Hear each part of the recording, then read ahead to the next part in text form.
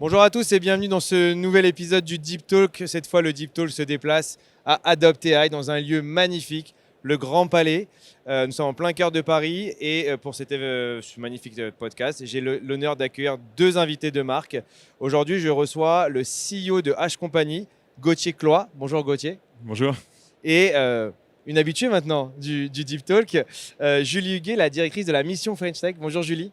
Bonjour, merci de m'accueillir. Merci à vous d'être là. Nous sommes, il est 13h là, on est en plein milieu du Grand Palais dans cet endroit magnifique, un événement organisé par Artefact qui réunit, on va dire, tout le gratin de l'IA en France, en Europe et voire dans le monde, puisqu'on a des invités vraiment internationaux. Aujourd'hui, pour ce podcast, j'ai une dichotomie. J'ai d'un côté un CEO d'une belle boîte, plus qu'une start-up même aujourd'hui, Gauthier. Oui, on n'est plus une start-up. Vous n'êtes plus une start-up. Et j'ai Julie qui est directrice de la mission French Tech qui va nous expliquer un peu comment vous vous êtes rencontrés, parce que ça peut être intéressant aussi de savoir comment vous bossez ensemble. Mais tout d'abord, j'aimerais que Gauthier, tu nous expliques qu'est-ce que H Company pour nos auditeurs. Ce n'est pas forcément très connu, même à part dans le monde de l'IA, où bien sûr on a entendu parler de vous pour des belles levées de fonds, notamment il y a quelques années. Est-ce que tu peux nous parler un peu de H Company ? Ouais, H, on existe depuis un peu plus d'un an, donc une grosse levée de fonds, comme tu disais l'année dernière, un record européen.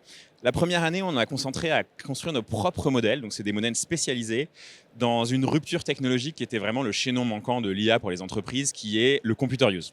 Donc grosso modo, les phases de l'IA, c'est les premières phases que tout le monde connaît, les LLM, donc les chatbots, les agents conversationnels, qui répondent aux questions mais qui ne font pas de tâches. La deuxième étape, c'était les agents IA qu'il fallait connecter. Donc il fallait brancher des fils sur chaque système des organisations, des entreprises, pour qu'ils puissent exécuter des tâches. Donc on appelle ça des interfaces, des API, des MCP. C'est très bien, mais c'est fastidieux. Et dans les grandes entreprises, souvent, c'est compliqué. Et souvent, il n'y a pas d'API dans tous les systèmes. Et la troisième étape, et c'est cette rupture technologique à laquelle on est à l'origine, c'est le computer use. Donc le computer use, c'est des agents qui sont universels. Ils n'ont pas besoin d'être connectés. Ils sont efficaces dès la première minute. Donc en fait, comment on les déploie ? On les déploie avec des forward deploy d'ingénieurs. Donc c'est des ingénieurs déployés. Ça, c'est un modèle qu'on a pris de mon ancienne entreprise dans laquelle j'ai passé 10 ans. Où on a créé un géant mondial du déploiement de l'IA aux États-Unis. Moi, je viens de rentrer en France. Et donc, ces ingénieurs déployés, qu'est-ce qu'ils font ? Ils arrivent, ils se concentrent sur les problématiques business. Et le but, c'est pas d'avoir un système qui marche très bien, où tout le monde est content sur la technologie. Le but, c'est d'avoir du ROI, c'est-à-dire du retour sur investissement. C'est-à-dire qu'une entreprise qui va mettre 1 dans H doit récupérer au moins 2, 3 ou 4. Donc, on se concentre sur les problématiques business. C'est hyper intéressant. Pour résumer un peu pour nos auditeurs, tout le monde connaît OpenAI avec ChatGPT, tout le monde connaît Mistral, qui est un des fleurons le français. Donc ça, c'est du LLM, on est d'accord. Donc ça, c'est un moteur de LLM. Mais toi, avec H, tu as créé ton propre moteur de LLM. Ouais, exactement. Donc nous, on a créé un moteur pour imager. C'est un moteur qui est très condensé, qui est très bon à ce qu'il fait. Donc on est les meilleurs au monde, c'est-à-dire qu'il y a des benchmarks académiques qui montrent les modèles américains, les modèles chinois. Nous, on est au-dessus de cela. Parce qu'on a choisi une niche qui s'appelle le computer use, qui, on pense, va débloquer la plupart des cas d'usage dans les entreprises qui avaient du mal à trouver du ROI sur l'IA. Et c'est aussi des modèles qui sont très condensés, donc qui sont très peu coûteux à faire tourner. C'est à peu près 300 fois moins cher que les grands modèles que tu citais. C'est à peu près 100 fois moins émetteur en CO2, donc pour l'environnement, c'est parfait. Et les entreprises peuvent les utiliser pour faire tout un tas de tâches qui aujourd'hui prennent du temps aux humains, créent des frustrations. On finit notre journée, on a l'impression d'être fatigué, on n'a pas fait grand-chose, parce qu'en fait, ce qu'on constate, c'est que 70% des humains passent leur temps tout simplement devant leur ordinateur à faire des choses au lieu de passer du temps avec leurs clients, avec leurs patients, avec leurs équipes. Trois notions importantes. Tu as parlé 2 fois de ROI, on va y revenir. Ouais. Tu as parlé d'énergie, c'est les sujets de 2026. Je pense qu'aujourd'hui, sur les LLM, ce qu'on voit, c'est la consommation d'énergie qui est en pleine explosion. On parle de centrales nucléaires aujourd'hui associées à côté d'un data center. Et tu as parlé... moi, je vais en parler, pas toi, mais j'aimerais bien qu'on parle de souveraineté parce que c'est quand même super important. Ouais. Aujourd'hui, on a Julie qui est là. Qu'est-ce qui fait aujourd'hui qu'une entreprise française, alors à part que vous êtes les meilleurs sur votre marché, mais qu'est-ce qui fait qu'une entreprise française aujourd'hui devrait choisir H plutôt qu'un concurrent ? Ça, c'est pour toi. Ça, c'est pour moi. Donc. Alors, en fait, je pense que, je vais peut-être commencer aussi par parler un petit peu de l'accompagnement et pourquoi on travaille avec H, mais les entreprises comme H sont des entreprises qui ont une avance technologique, il y en a quand même peu, donc il l'a dit, il a une avance mondiale, et donc c'est des entreprises qu'on a besoin d'accompagner particulièrement pour qu'elles se développent très vite. Donc nous, on a un accompagnement qui est dédié, qui est le programme Next 40-120, dans lequel en fait on va adresser tous les challenges que un CEO comme Gauthier peut rencontrer. Donc, par exemple, l'aider à aller à l'international, à ouvrir des pays très vite, l'aider peut-être dans sa levée de fonds, lui ouvrir les portes des administrations et bien sûr l'accompagner dans ses enjeux business. Donc, pourquoi une entreprise devrait travailler avec H? Eh bien, nous, on a créé un programme qui s'appelle Je choisis la French Tech. Je reviendrai peut-être dessus un petit peu après. Mais en gros, l'idée, c'est d'accompagner à la fois des entreprises comme H à trouver des clients très rapidement pour se développer, mais aussi de permettre à nos entreprises françaises de se transformer et d'innover très rapidement, parce que c'est un enjeu, la transformation, l'innovation qui ne concerne pas que les startups. Nos grands groupes, eux aussi, doivent aller vite. Nos marchés publics aussi, dans les organisations publiques aussi. J'étais encore dans un événement hier pour débloquer tout ce qui est commande publique, où on se rend bien compte qu'on a un enjeu de transformation qui est très important. Et donc, pourquoi choisir une entreprise comme H? D'abord parce que c'est les meilleurs, et ensuite parce qu'ils sont français, évidemment. Très intéressant. Du coup, tu peux peut-être nous expliquer comment aujourd'hui la French Tech vous aide au quotidien. Il y a peut-être même un contrat qui a été débloqué grâce à la French Tech ou un client qui est arrivé grâce à la French Tech? Oui, évidemment, c'est une conjonction de beaucoup de facteurs. Mais par exemple, notre premier client qu'on a annoncé la semaine dernière à Choose France, c'est Française des Jeux United.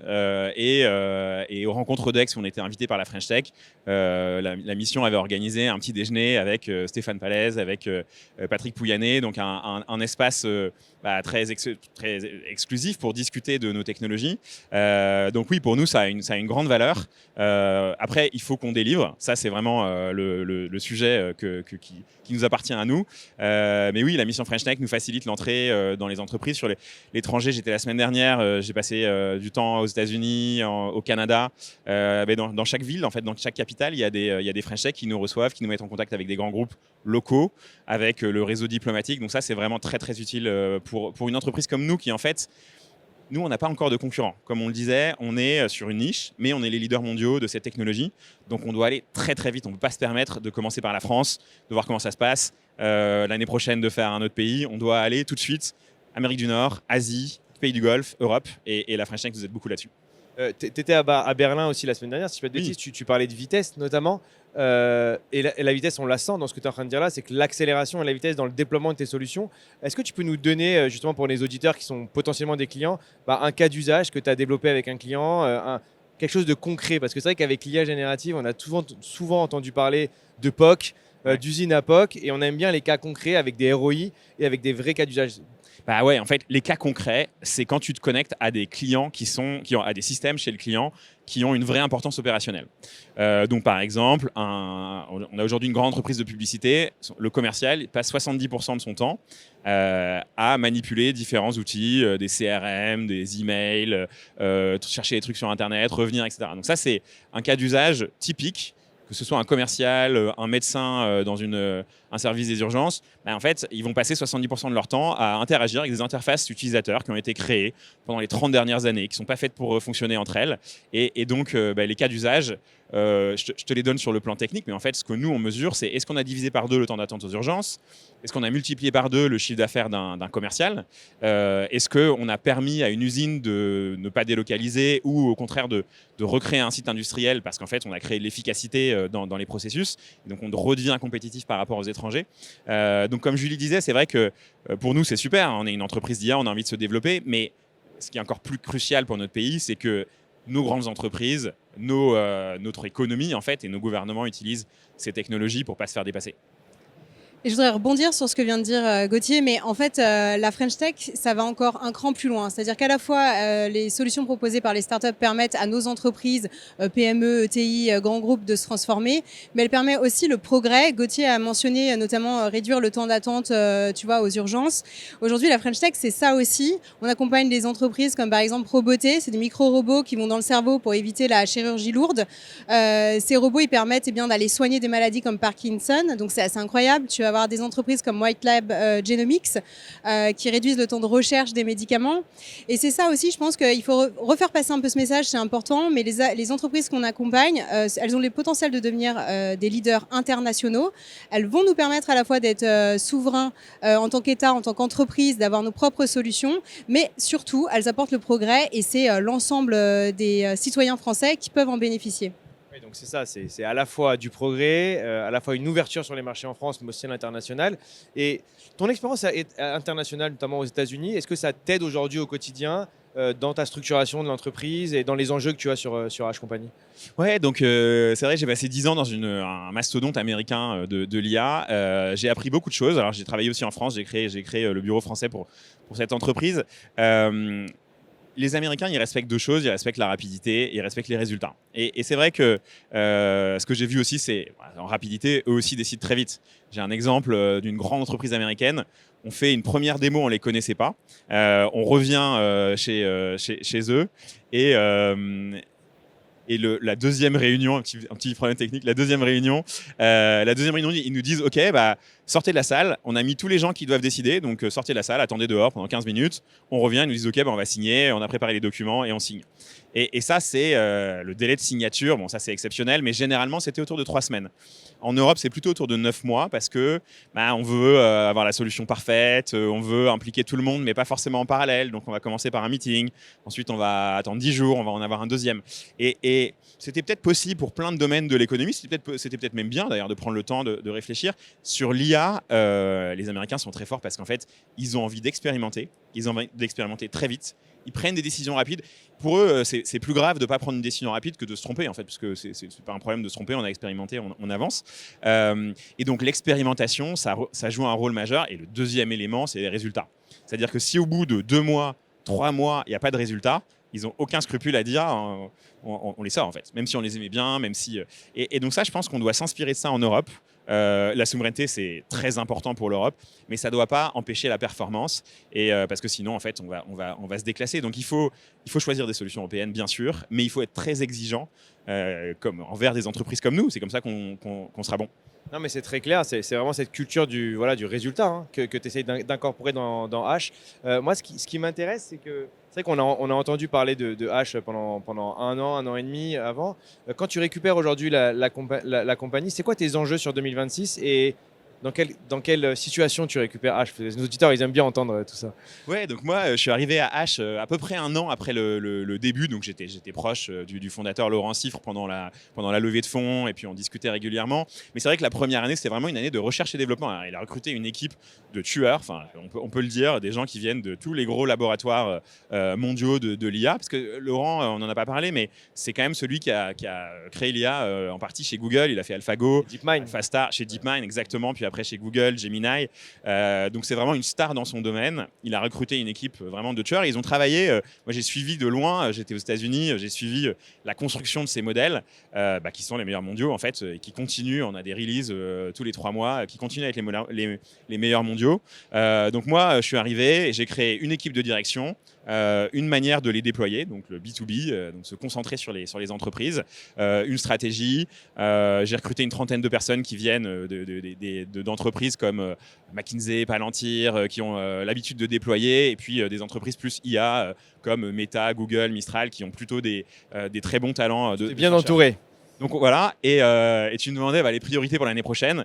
Alors les priorités, c'est aller, comme je disais tout à l'heure, à l'international très rapidement, se déployer dans des grands groupes. Donc on a commencé, on va annoncer nos clients au fur et à mesure. Et ça, pour nous, c'est, si tu veux, si on a bien réussi notre travail, dans 6 mois, on fait un événement avec nos clients et c'est eux qui t'expliquent pourquoi ils ont eu un retour sur investissement. Il va falloir délivrer déjà. Exactement. C'est l'enjeu. Moi, je le vois sur pas mal de startups. C'est bien de signer les contrats, mais il faut aussi savoir délivrer derrière. Exactement. C'est hyper intéressant. On voit un peu l'énergie que tu amènes. On voit le petit coq ici. Donc, tu es une égérie, on va dire, de la French Tech. Sur les prochains mois, est-ce que l'enjeu infrastructure, parce qu'on en parle beaucoup des infrastructures, et peut-être que Julie, tu pourrais aussi nous dire ce que tu en penses. Est-ce que l'enjeu d'infrastructure sur ces sujets d'IA, c'est un enjeu important pour vous? Ouais, donc nous, c'est vrai qu'il y a plusieurs enjeux. Il y a les talents, il y a l'infrastructure, il y a les cas d'usage. Pour nous, c'est les cas d'usage qui drivent un peu tout. C'est-à-dire que quand tu crées la valeur sur les cas d'usage, ensuite, le reste s'aligne.